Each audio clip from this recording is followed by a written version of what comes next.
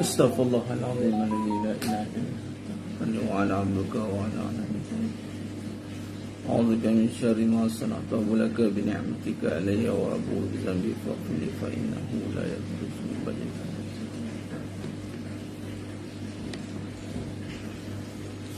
Astaghfirullahaladzim alladzi la ilaha illa anta khalaqtani wa ana 'abduka wa ana 'ala ahdika wa ahdika. A'udzubika min syarri ma sana'tu wa laka bi ni'matika wa abu'u bi dhanbi faghfir li fa innahu la yaghfiru dhunuba illa anta.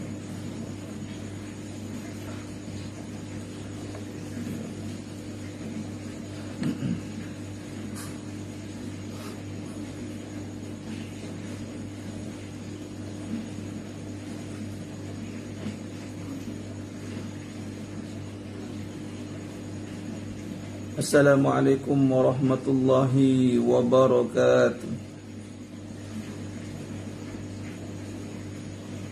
Bismillahirrahmanirrahim. Innal hamdalillah nahmaduhu wa nasta'inuhu wa nastaghfiruh. Na'udzu billahi min shururi anfusina wa min sayyiati a'malina. Man yahdihillahu fala mudilla lahu wa may yudlil fala hadiya lahu. Asyhadu an la ilaha illallah wahdahu la syarika lahu wa asyhadu anna Muhammadan abduhu wa rasuluh. Allahumma salli ala sayyidina Muhammad wa ala ali sayyidina Muhammad. Rabbi yassir wa la tu'assir, rabbi tammim bil khair. Rabbi shrah li sadri wa yassir li amri wa hlul 'uqdatam min lisani yafqahu qawli. Allahumma aftah alaina hikmataka wa anshur alaina min khazaini rahmatika ya arhamar rahim. Wallahu alladzi la ilaha illa huwa alimul ghaibi wasyahada huwa rahmanur rahim. Wallahu alladzi la ilaha illa huwal malikul quddus الملك القدوس السلام المؤمن المهيمن العزيز الجبار المتكبر سبحان الله عما يشركون هو الله الخالق البارئ المصور له الأسماء الحسنى يسبح له ما في السماوات والأرض وهو العزيز الحكيم. ولا حول ولا قوة إلا بالله العلي العظيم. ولا منجا من الله إلا إليه. أما بعد أيها المؤمنون اتقوا الله usikum wa iyya bitaqwallah faqad fazal muttaqun. Sidang jemaah yang muliakan Allah Subhanahu wa taala, mudah-mudahan kita semua tergolong dalam golongan hamba-hambanya yang benar-benar bersyukur. Amin ya rabbal alamin. Alhamdulillah, syukur pada Allah, di pagi yang penuh barakah ni kita berada di Yaumul Jum'ah, di pagi yang penuh barakah, hari Jumaat, penghulu bagi segala hari. Kebanyakan selawat dan salam ke junjungan mulia Nabi Muhammad sallallahu alaihi wasallam. Baik jemaah sekalian, bagi memberkati majlis kita pada pagi yang penuh barakah ni, mari kita sama-sama selawat syifa. Selawat syifa bersama-sama. Mudah-mudahan yang keberkatan selawat syifa di pagi Jumaat ini, di hari Jumaat yang dianjurkan, digalakkan untuk perbanyakkan selawat. Mudah-mudahan Allah sembuhkan hati daripada segala bentuk penyakit hati, segala penyakit yang ada pada zahir dan batin, dan seluruh penyakit-penyakit yang tidak nampak, yang ke depan, yang akan datang, dan Allah sembuhkan daripada segala bentuk rupa kerosakan, kesakitan, insya-Allah, kepada selawat syifa ini, insya-Allah. Kita selawat 7 kali, 7 kali insya-Allah. Mudah-mudahan ada keberkatannya sambil kita tunggu sahabat kita lain masuk, insya-Allah. Sambil itu sebar-sebarkan, dan alhamdulillah bantu-bantu sebar-sebarkan amal kebaikan ini agar menjadi pahala jariah kita, insya-Allah. Allahumma salli ala Sayyidina Muhammad Muhammadin tibbil qulubi wa dawaiha wa afiyatil abdani wa shifaiha wa nuril absari wa diyaiha. Allahumma salli ala Sayyidina Muhammad Muhammadin tibbil qulubi wa dawaiha wa afiyatil abdani wa shifaiha wa nuril absari wa diyaiha. Allahumma salli ala Sayyidina Muhammad Muhammadin tibbil qulubi wa dawaiha wa afiyatil abdani wa shifaiha wa nuril absari wa diyaiha. Allahumma salli ala Sayyidina Muhammad Muhammadin tibbil qulubi wa dawaiha wa afiyatil abdani wa shifaiha wa nuril absari wa diyaiha. Allahumma salli ala Sayyidina Muhammad Muhammadin tibbil qulubi wa dawaiha wa afiyatil abdani wa shifaiha wa nuril absari wa diyaiha. Allahumma salli ala Sayyidina Muhammad Muhammadin tibbil qulubi wa dawaiha wa afiyatil abdani wa shifaiha wa nuril absari wa diyaiha. Allahumma salli ala Sayyidina Muhammad Muhammadin tibbil qulubi wa dawaiha wa afiyatil abdani wa shifaiha wa nuril absari wa diyaiha. Allahumma salli wa sallim wa barik alaihi wa ala alihi. Alhamdulillah, jemaah yang mulia Ta'ala. Alhamdulillah, syukur pada Allah. Jadi kita perbanyakkan selawat dan salam kata junjungan mulia Nabi Muhammad sallallahu alaihi wasallam. Tanpa baginda Nabi Muhammad sallallahu alaihi wasallam, maka kita tidak akan mengenal Allah Subhanahu wa taala. Antara hikmah dan fadilat daripada kita perbanyakkan selawat kepada Nabi Muhammad SAW, ibrahnya adalah ibrah. Dari segi ganjaran kita dah tahu dah. Ya, ini sekali kita selawat, 10 kali Allah selawatkan kita. Nah, diangkat yang segala dosa, diturunkan rahmat atas kita. Masya Allah, boleh jadi penghapus dosa. Ibrahnya adalah yang paling utama. Apabila kita sebut Nabi SAW, ia akan hilangkan diri kita. Maknanya sebut nama Nabi SAW, maka nama kita sebenarnya nak mengikis atau membersihkan keakuan. Disebut Nabi SAW, kita akan ingat balik bahawa hari ini kita boleh beramal, boleh buat semua perkara kebaikan, boleh kita kenal Allah, kita boleh buat macam-macam benda lah. Sehingga kita hari ini boleh menikmati nikmat iman, amal dan ketaatan adalah kerana Nabi Muhammad SAW. Maka satu sumbangan yang cukup besar, satu jasa yang cukup besar yang kita tidak boleh lupakan yang mas sekalian. Memperkenalkan kita kepada jalan kebaikan, memperkenalkan kita berjalan kebenaran. Ya. Jadi disebut Nabi SAW, Allahumma salli ala sayyidina Muhammad wa ala sayyidina Muhammad. Sehena nafas kita. Dia sebati dengan diri. Bil makna kita selawat jemaah sekalian sampai lenyap keakuan diri. Dah tak nampak diri dah. Dah tak nampak diri dah. Sebab nampak Nabi SAW. Nampak kebaikan sebab Nabi. Kalau Nabi tak ajar kita langsung, apa pun dah tahu.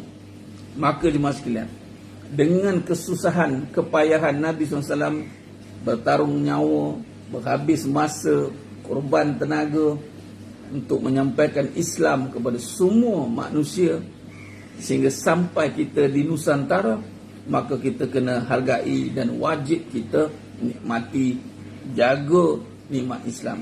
Ada perkara yang kita nak jaga jemaah sekalian adalah pemikiran. Kita nak sambung perbahasan kita tempoh hari. Tempoh hari bila entah bulan lepas kot. Tersilap. Bagaimana saya telah sentuh bagaimana ancaman pemikiran boleh mengganggu keyakinan, yakni akidah. Ancaman pemikiran boleh mengganggu akidah. Antara pemikiran yang jelas salah dan bertentangan dengan Ahlussunnah wal Jamaah, dengan sudut pandang iman, itulah pemikiran Islam liberal. Islam liberal. Tempoh hari kita dah sentuh bagaimana Islam liberal ini cuba dikembangkan dalam umat Islam mutaakhir ini. Kalau kita lihat Islam liberal ini asalnya perkataan liberal itu sendiri. Kita buat ulang kaji. Perkataan liberal itu sendiri yang diambil pada kata dasar bahasa Latin liber, yakni bebas. Perkataan liberal itu pada istilah kalimahnya, kalau dalam bahasa kajian etimologi. Ini pada kalimahnya adalah bebas, nak bebas. Dan ia dipakai oleh penjajah. Ia nak bebas daripada penjajah. Nak bebas daripada penjajah. Barat membawa pendekatan liber ini, terutamanya Amerika dan mana-mana pentadbiran zaman Enlightenment kurun ke-16 ni. Waktu itu penjajahan banyak berlaku. Maka ancaman kepada pemerintahan kuku besi, autokratik, maka dilancarkan gerakan liberal. Nak bebas, nak bebas bersuara, rakyat nak bebas dalam kehidupan. Namun liberal ini cuba dikembangkan, dimasukkan dalam Islam. Yang mana kalau lihat dia mula diperkenalkan melalui sebuah buku, Liberal Islam, a source book. Kalau tengok daripada bila start mula ni, dia mula diperkenalkan oleh satu buku Liberal Islam. Dia bertajuk A Source Book yang ditulis oleh Charles Kurzman. Dan buku Islamic Liberalism, A Critique of Development Ideology, pada 1998. 1998 maka idea ini cuba dikembangkan, dan wujudnya jaringan Islam liberal atau singkatan JIL di Indonesia bermula tahun 2001. Nampak? Jadi kalau di negara dalam bi'ah Islam ni, bila start diperkenalkan ni, bila adanya buku tentang Liberal Islam, a source book, ditulis oleh Charles Kurzman. Charles Kurzman ni tokoh liberal lah. Dan juga buku Islamic Liberalism, Leonard Binder. Ini semua barat, orientalis yang menulis ni.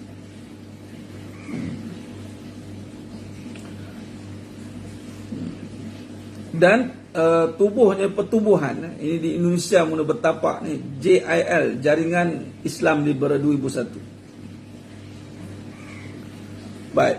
Maka di sini kelahiran Islam liberal lebih kepada tindak balas berlakunya beberapa fenomena lah. Berlaku macam tadi, penjajahan negara barat ke atas negara, hampir seluruh negara, terutama umat Islam juga, dan fenomena ketinggalan dari sudut sains dan teknologi. Dan liberal ni dia sangat mendukung kemodenan.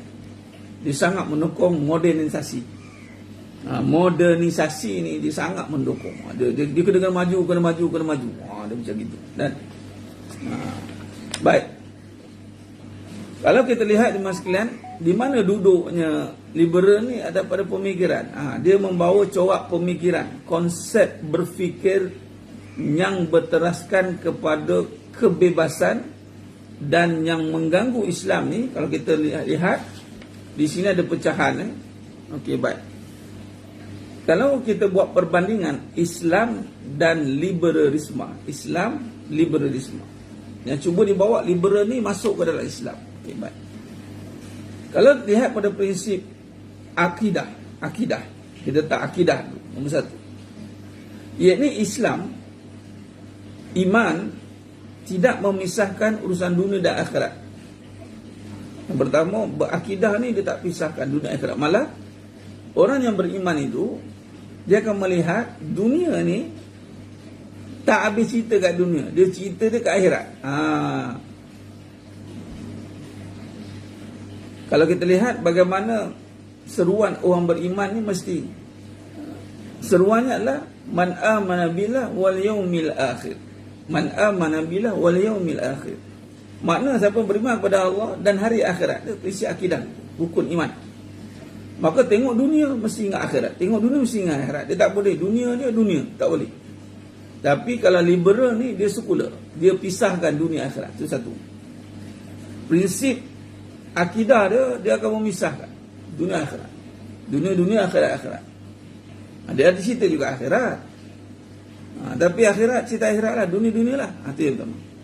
Baik, dalam sistem kehidupan pula, Islam mengaturkan umatnya menjadi sistem yang dianjurkan oleh Islam, iaitu hukum yang 5 menjadi sendi pentadbiran, urus takbir hidup. Sistem kehidupan kita berkisar hukum yang 5. Ini hukum hakam. Ini halal ke? Ini haram ke? Ini wajib ke? Jadi kalau hukum cuma wajib, kemudian haram kan, perbincangan yang haram, wajib, sunat, makruh, harus, haram. Sunat, makruh, hukum yang 5. Tapi dalam liberal dia tak fikir hukum tu, dia fikir aturan kehidupan yang tidak berlandaskan mana-mana agama. Dia tak terikat dengan mana-mana agama terus. Dia kata tak ada agama yang mentadbir hidup, malah hidup pula yang mentadbir agama. Dia terbalik. Kita tengok perbandingan, tak ada mana-mana kehidupan yang berlandaskan agama. Sebab tu kalau kita lihat tanpa sedar maksudnya, ini semua konsep ni dalam pemikiran, dia masukkan dulu dalam pemahaman. Maka di sini kalau kita boleh teruskan tengok dengan keadaan kita lah, yang kita boleh baca kan. Jemaah sekalian cuba lihat, bila kehidupan ni, sistem kehidupan ni dipisahkan daripada pentadbiran hukum Islam. Sebagai contoh tentang hati, masalah hati lah, masalah hati kan, hati. Soal tekanan, cemburu, iri, dengki, dia masalah hati ni bagi dia normal. Tak ada agama pun, sama je agama ni, sama je. Soal cemburu ni, I punya prinsip. Saya berhak nak cemburu, saya berhak. Padahal agama Islam ada cerita tentang cemburu kan. Dengki ni, apa ke mana perginya, apa hukumnya, apa mudaratnya. Dia kalau fikir semua perkara tu, maka dia akan hilang kalau penyakit hati, sebagai contoh. Tapi dalam liberal dia tidak fikir, dia fikir hak wanita. Datanglah sis nanti, sistem Islam, ya men. Terutama minta maaf, mungkin ni PIS surah An-Nur kan. Kalau PIS saya cerita dah bab tentang ta'adud poligami sebagai contoh. Datanglah pahaman, ni prinsip saya, sistem Islam, one man for one wife only. One man for one wife only, katanya. Satu lelaki untuk satu perempuan sahaja. Semua agama sama agama. Tak ada agama pun. Ini cerita tentang hak manusia. Kita kena protect ourselves katanya. Hati-hati orang Islam ramai kat gitu tengok kan. Dia tak balik pada hukum, dia takut. Dia kata, taklah ini saya dah hak saya katanya. Ada prinsip saya. Habislah. Walhal apa pun keadaan hati kita, walaupun itu ada lumrah sebagai wanita dan perempuan atau manusia, lumrah, maka dia kena pastikan bahawa benda ni tidak bersarang. Kalau pada hukumnya pergi ke mana, contoh kan. Dia mesti ada natijah kepada agama, iman. Baik. Itu sistem kehidupan. Banding kita sedang buat perbandingan jemaah sekalian, mana yang baru masuk, kita sedang membincangkan ancaman pemikiran yang mengganggu keyakinan, yakni akidah iman. Yakni ancaman pemikiran liberal Islam. Liberal tu satu bab, Islam tu pemahaman yang fahamlah, yang jelas, sejahtera kan, serah pada Allah. Namun dalam berserah pada Allah, sejahtera itu ada pula masuk pemikiran nak bebas, nak serah juga pada Allah, tapi hak masing-masing lah. Oh bahaya ni sekalian. Ini kalau kita perhalusi ni, Masya Allah, bahaya. Baik, perbandingan aspek yang ketiga. Yang tadi aspek yang pertama akidah, aspek yang kedua sistem kehidupan, aspek yang ketiga kebebasan beragama. Di sisi Islam, inna dina indallahil Islam. Dia tadi istilah kebebasan beragama, walaupun ada agama lain, lakum dinukum waliyadin, tapi kita tidak bebas mengatakan sama je. Agama lain, agama kita sama je, tak boleh. Di sisi Islam, inna dina indallahil Islam. Al-Islamu ya'lu wa la yu'la alaih. Islam tu yang paling tinggi. Bila Islam yang paling tinggi, mestilah kita kena nampak apa-apa solusi kehidupan, mestilah kita kena kedepankan Islam. Kita kena uraikan, kita kena kupas, kita kena selami dan fahami. Itu Islam. Tapi liberal tidak begitu. Liberal, setiap individu bebas dalam beragama, malah ini adalah urusan individu yang tidak perlu dipersoalkan. Inilah datangnya kes, banyak kes kan, yang kes minta tukar agama kan, kes murtad lah. Dia akan banyak berlaku kebebasan beragama ni bila tak ada satu penjelasan bahawa Islam ni, bila dah Islam tak boleh.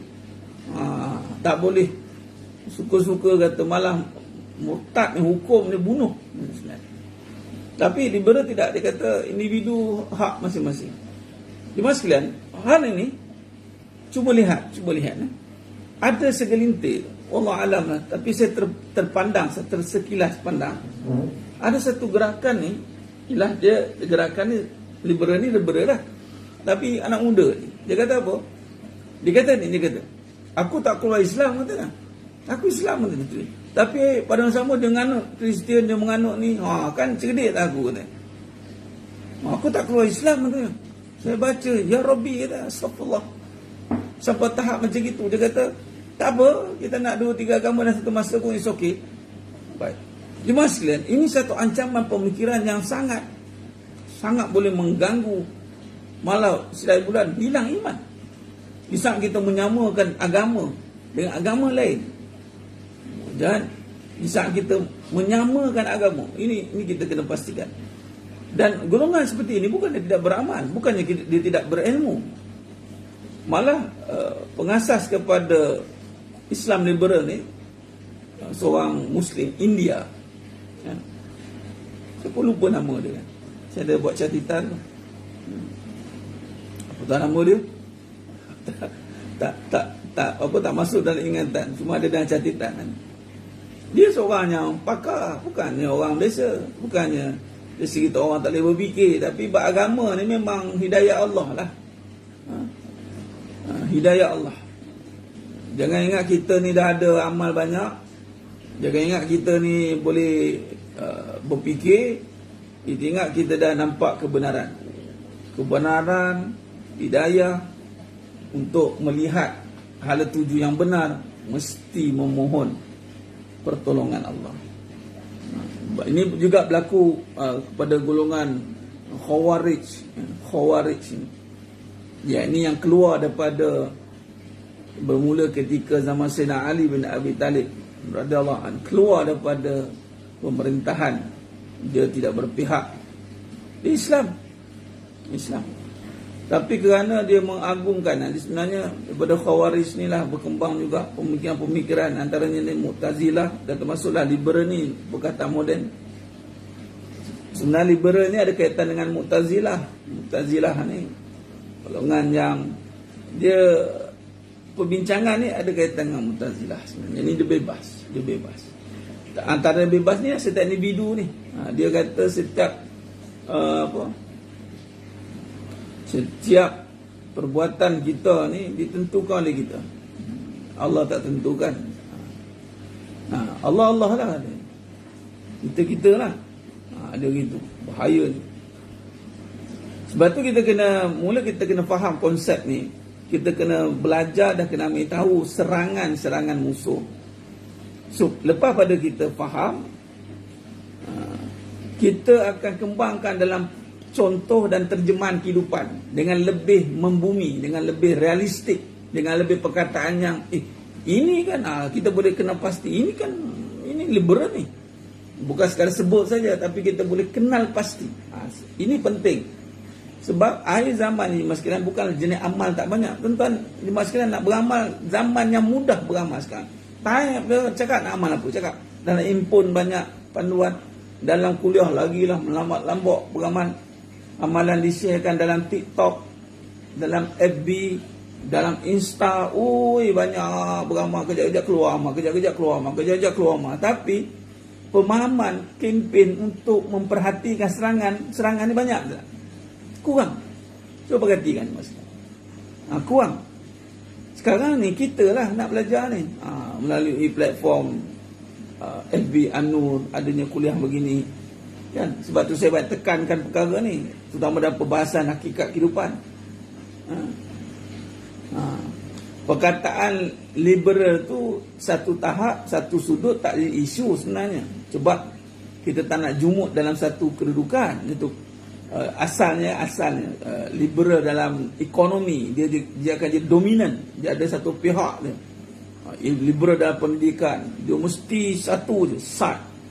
Liberal dalam budaya, dia sebelum tu kalau tidak dia jadi doktrin. Tapi yang jadi masalah, perkataan liberal tu nak masuk dalam Islam, tu tak boleh. Sebab tu kita kena pasti kat mana tak boleh.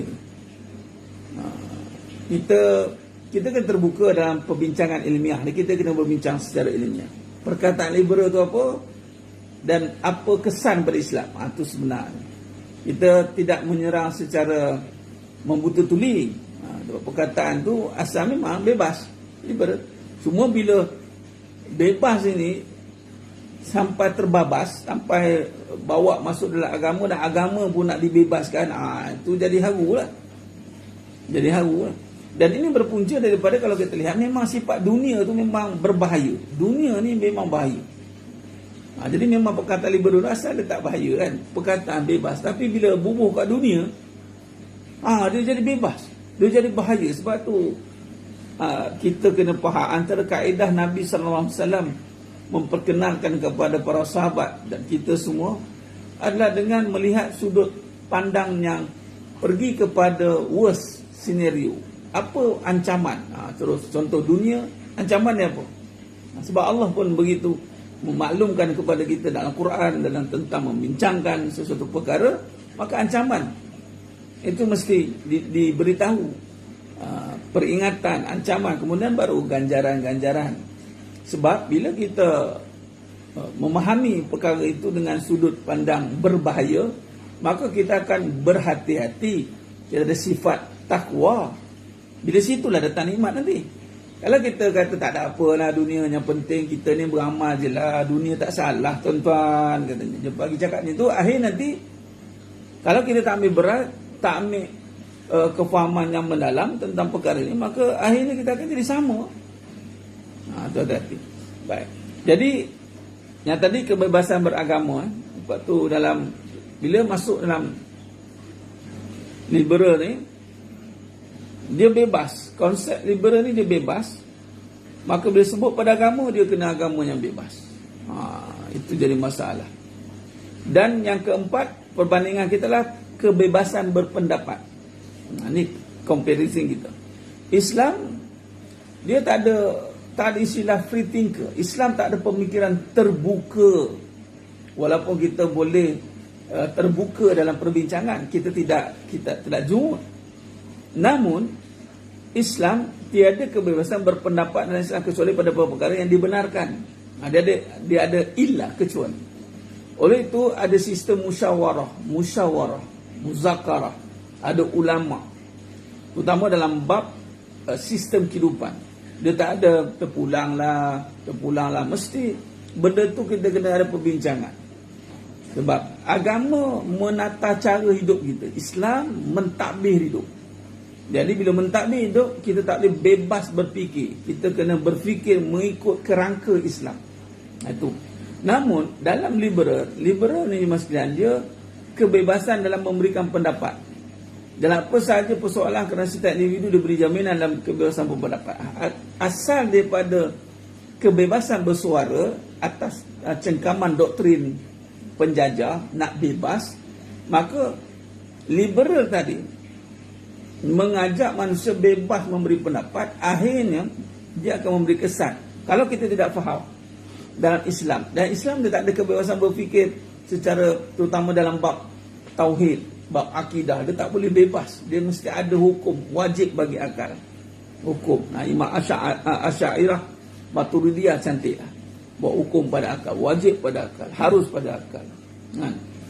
Jadi wajib pada akal, maka wajib pada akal kita menerima bahawa Allah itu ada. Dia tak boleh kita main, ya ke? Ya ke? Okey, sekarang ni dia kata, kalau betul ada, di mana? Mesti ada asal, mesti ada nampak. Dia main gitu. Asal tu apa? Dia buat satu video, cantik video tu. Dia orang Nigeria ke mana lah. Dia kata apa? Sains lah. Setiap benda mesti dibukti dengan sains, kata. Setiap benda ada sains. Dia kata tak Allah lah. Okay. Di manakah pun nampak, setiap benda yang nampak berwujud, kata. Dia kata itu sains. Jadi dia cakap lah, Allah tu nampak, tak nampak. Okay. Maka tak nampak dalam sains mengatakan tak wujud lah. Dia memang gitu. Maka dalam video ni dia buat konten lah, tapi cantik lah. Dia kata otak nampak, otak. Di mana otak? Dia tanya soalan tadi, mana Allah lah. Dia kata, di budak ni kata, di mana otak? Otak dia di mana? Boleh nampak? Tak nampak. Boleh pegang? Tak boleh, katanya. Bermaksud tuan tak ada otak. Dia kata tu. Kena tepat ke dia nampak. Golongan-golongan macam ini nampak mereka bijak dalam menimbulkan persoalan, tapi golongan yang membawa kepada iman, ia adalah Ahlussunnah wal Jamaah yang sebenar, maka dia akan diberikan ilham oleh Allah untuk mematahkan balik serangan-serangan begini. Macam contoh soalan di mana Allah, soalan tak patut ditanya kan.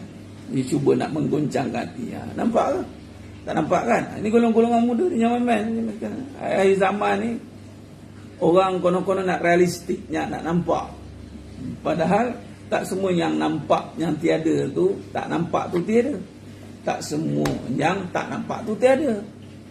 Macam tadi lah, dia tanya otak tu, otak ni. Kat mana otak ni?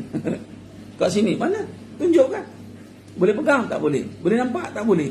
Kalau hukum kata tak nampak, tak pegang, itu bermaksud tak ada. Bermaksud tak ada otak. Awak tak ada otak sebab tak boleh nampak, tak boleh pegang. Betul juga lah. Kita dengar, bagus tamsilan yang tepat. Baik, itu yang keempat tadi. Yang keempat, kebebasan berpendapat. Yang kelima, kebebasan perilaku. Dalam etik, setiap manusia Islam, setiap manusia, setiap perbuatan terikat dengan syariat. Perbuatan kita semua terikat dengan syariat. Dia tak ada suka-suka, tak ada. Tapi dalam liberal, dia membawa kepada setiap individu bebas dalam melakukan apa saja yang boleh mendatangkan keuntungan tanpa merugikan hak mereka. Dalam liberal sangat menekankan tentang hak bebas. Dia asal pokok dia bebas. Apa pun dia nak bebas. Kalau nak nak buat apa bebas, selagi mana tak mengganggu orang, selagi mana tak merugikan dia, maka so hak dia. Maka di sinilah timbulnya perbincangan tentang LGBT semua. Nah, LGBT apa semualah. Perbincangan tentang hak asasi manusia, tentang hak kewanitaan. Benda-benda timbul. Akhirnya dia keluar daripada syariat. Baik. Asaf Ali Asghar, nama dia Asaf Ali Asghar. Jadi yang Islam kewujudan Islam liberal ni, nama dia, pengasas dia Asaf Ali Asghar Faizi nama dia. Cuma sekalian kalau cek nama dia ni bukan orang yang tak ada pelajaran. Dia bukan orang tak ada pelajaran. Dia ada orang pelajaran. Dia terpelajar lah. Tapi itulah, bila melibatkan iman ni, dia tak boleh letak kat otak kita, tak boleh letak kat akal kita berfikir. Dia kena minta petunjuk Allah. Sebab tu kita minta, ihdinas siratal mustaqim, siratal ladzina an'amta alaihim ghairil maghdubi alaihim waladdallin. Amin. Minta petunjuk Islam. Pun kita nak Islam, tapi nak memikirkan tentang agama Allah itu, nak memikirkan tentang bagaimana pelaksanaannya, bukan dengan semudah yang kita sangka. Kok suka-suka kita nak fikir, kita fikir. Baik. Maka jemaah yang muliakan Allah SWT, di sini kalau kita lihat,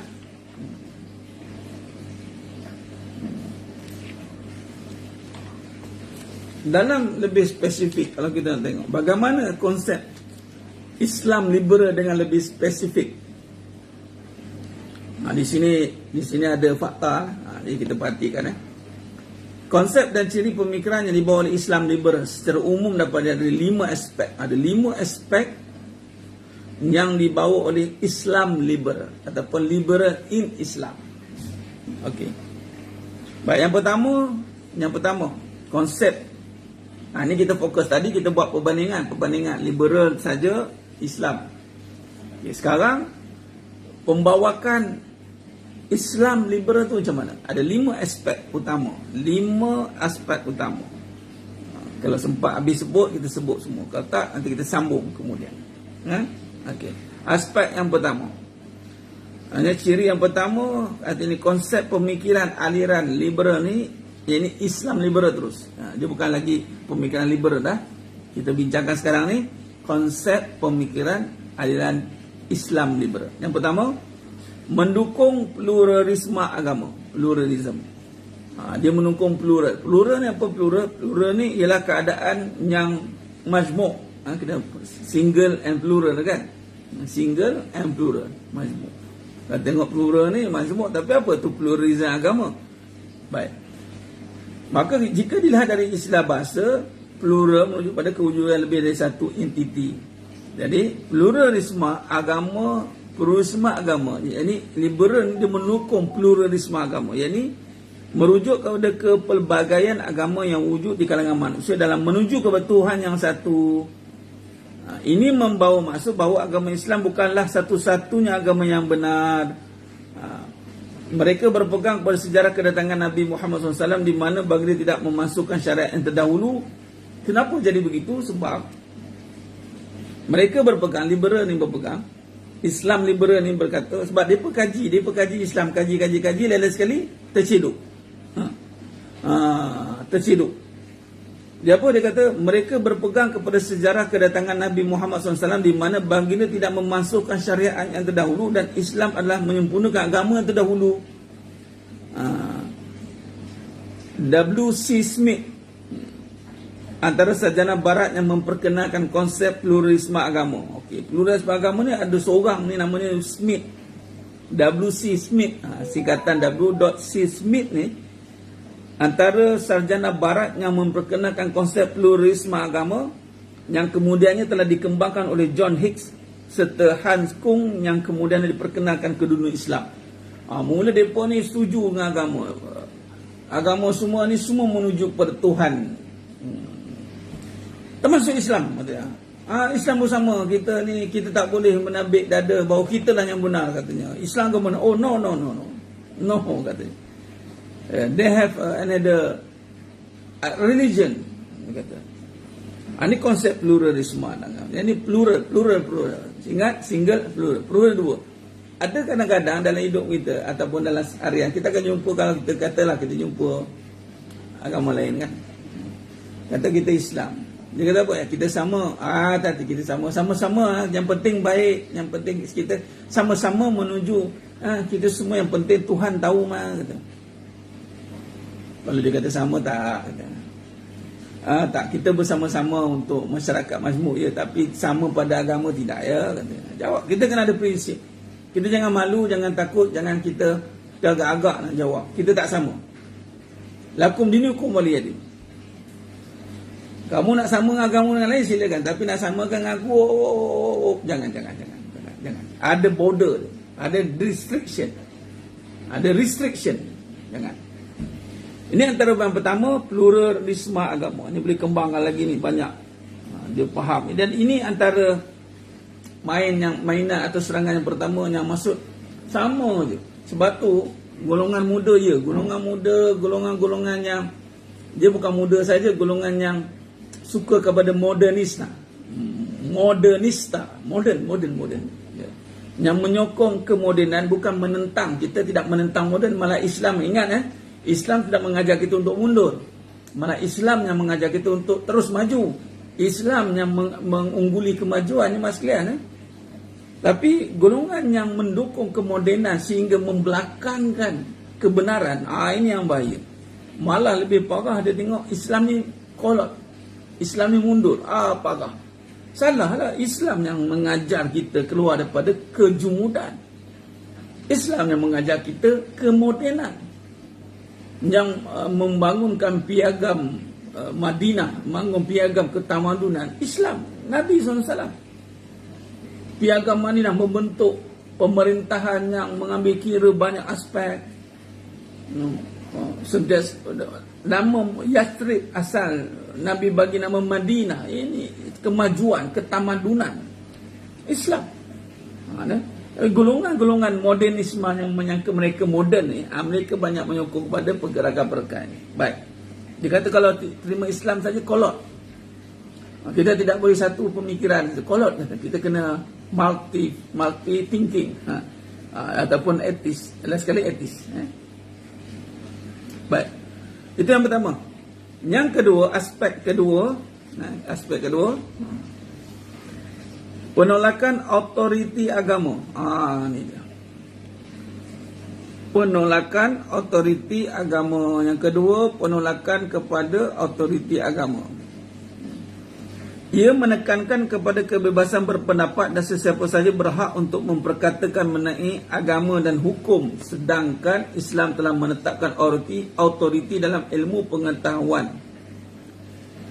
Yang kedua, dia akan buat kita tak terikat dengan ulama. Hati-hati, ulama yang berautoriti. Dah keluar dah ijtihad, dah keluar dah. Sebenarnya bila keluar ulama berijtihad, terutama dalam bab fatwa, maka ijtihad dalam bab fiqh, ijtihad ni adalah untuk memadamkan. Bila ada ijtihad, bermaksud dah ada fatwa, maka dia dah menutup lah khilafiyah tu. Perbezaan tu dah tak ada lah sebenarnya. Memang asalnya kita mungkin ada hukumnya, ada khilafiyah, perbezaan-perbezaan, tapi kita tak tahu, tak faham nak membeza-bezakan. Maka kita berbalik kepada ulama yang ada autoriti. Senang kita faham macam tu. Tapi liberal ni dia punya gerakan tidak. Dia kata dia buat kita tak terikat dengan ulama. Ulama lah ni pendapat masing-masing, katanya. Parah. Yang kedua, dia buat kita tidak terikat dengan ulama ataupun autoriti agama. Itu yang lebih utama, autoriti agama. Sebab tu di kalangan ulama ada gabungan ulama, itulah fatwa. Dia mesti diketuai oleh mufti. Ulama ramai ni, maka ada ketua Ini mufti. Mufti di bawah autoriti. Nah, di bawah uli amri. Ati Allah wa ati Rasul wa uli amri minkum. Mana taat kepada pemerintah juga ada satu suruhan Allah. Golongan khawarij dia keluar daripada autoriti ni tak. Dia tidak setuju. Kalau dia tengok pemerintah tidak setuju, dia tentang. Walhal selagi mana pemerintah tersebut tidak menyuruh kita buat kejahatan, tidak menghalang kita untuk lakukan kewajipan, maka kita untuk menyerang dia, membuat kerosakan, itu haram dan Islam tak boleh. Selagi mana pemerintah itu tidak menyuruh kita buat benda yang haram, tidak menghalang kita buat benda yang wajib. Sekarang yang membuka ruang ijtihad secara umum. Naam betul tu Tuan Amir kita. Ini bahaya. Antara bila tak terikat dengan autoriti, prinsip yang ketiga, masuk prinsip yang ketiga. Prinsip yang ketiga, kebebasan berijtihad.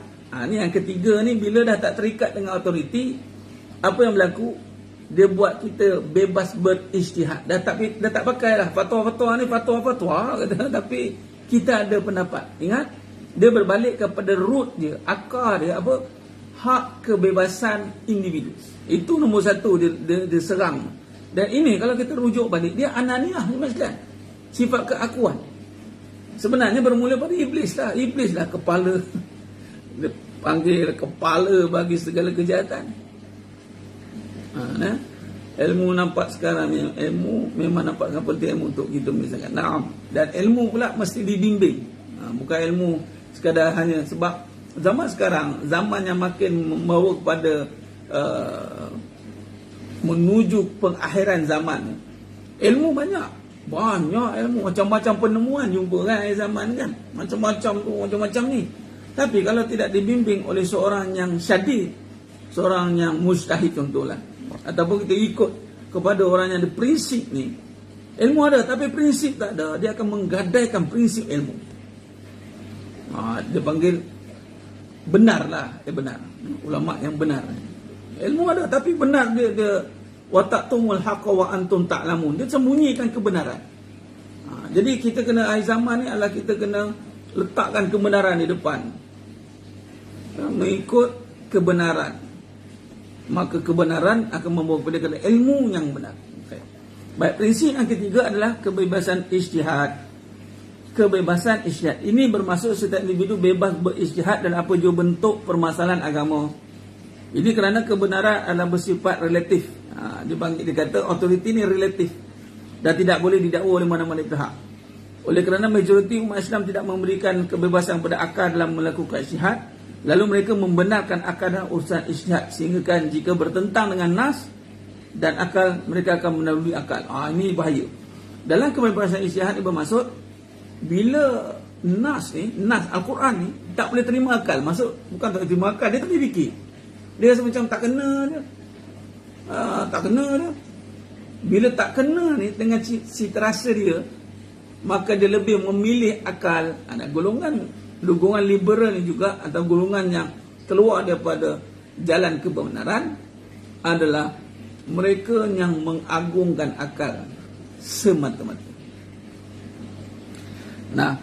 Jadi jika bertentangan nas dan akal, mereka akan mendahului akal. Ini berdasarkan kepada pandangan Al-Tusi yang mengharuskan takdim maslahah ala nafs. Al-Tusi ni pengasas kepada perbahasan yang takdim maslahah ala nafs, mendahulukan kepentingan umum daripada nas. Kebebasan golongan Islam ini berasaskan karya-karya orientalis barat seperti Leonard Binder, Charles Kussmaul. Ia juga telah menjadi penyebab pada golongan Islam liberal untuk melakukan pentafsiran semula Al-Quran. Ini juga, bila yang ketiga ni kebebasan ijtihad, di sinilah berlakunya mereka mengatakan bahawa Quran ini perlu ditafsir semula. Quran ini dia kena tidak boleh ikut cara Nabi dulu. Dulu zaman Arab, zaman dulu katanya. Sekarang ni moden katanya. Jadi kita kena tafsir semula. Maka pentafsiran Al-Quran mengikut keadaan dia, ini banyak berlaku di zaman. Terutamanya perubahan pada hukum LGBT. Kebebasan dalam menentukan hak. Itu bahaya. Sebab prinsip dia apa? Dia kata apa? Al-Tusi ni yang menyokong liberal ni juga, dia kata apa, kepentingan umum lebih penting. Kalau individu ni, hak asasi manusia lebih penting. Kalau terpaksa korban agama, korban katanya. Tu. Ini parah katanya. Ini parah. Baik, jemaah yang mulia Taala, kita berhenti ke setakat prinsip yang ketiga. InsyaAllah ada masa kita akan sambung lagi 2 prinsip, dan kita akan sambung lagi kupasan-kupasan tentang Islam liberal. Ini penting kita kena tahu apa tu manhaj Islam liberal tadi, prinsip dia. Lepas tu kita akan masuk pemikiran dia yang lebih dalam, dan manhaj ni kaedah macam mana dilaksanakan manhaj ni. Manhaj ni kaedah tadi yang kita bincang adalah konsep pemikiran, ada asas dia. Dia ada 5, kita buat bincang 3. InsyaAllah kita akan sambung lagi 2 dan seterusnya. Baik, masalah itu saja. Terima kasih kepada semua jemaah mengimarahkan page surah An-Nur Pasal 3 Sabah Selatan pada pagi yang penuh barakah ni. Pakar-pakar sama-sama kita bantu infak dana untuk aktiviti kuliah dan apa saja aktiviti pengimarahan surah An-Nur. InsyaAllah mudah-mudahan Allah rahmati kita semua. Terima kasih daripada jawatan kuasa dan Cik Zul kita dan semua jemaah. Moga Allah rahmati kita semua. Mohon ampun maaf daripada saya kekurangan, terkadang kurang bicara dan penyampaian. Hanya Allah Ta'ala sajalah yang mampu menyempurnakan perbahasan kita pada pagi yang penuh barakah ni, sehingga kita bertemu lagi pada siri yang akan datang. Aku qouli hadza wa astaghfirullahalazim wa lakum. Wa billahi taufiq wal hidayah. Assalamualaikum warahmatullahi wabarakatuh. Tangguh dengan tasbih kafarah dan surat Al-As. Subhanakallahumma wa bihamdika asyhadu an la ilaha illa anta. Bismillahirrahmanirrahim. Wal 'asr inna insana lilladzina amanu wa tawassaw bil haqq wa tawassaw bis sabr. Wallahu a'lam bisawab. Takbir. Allahu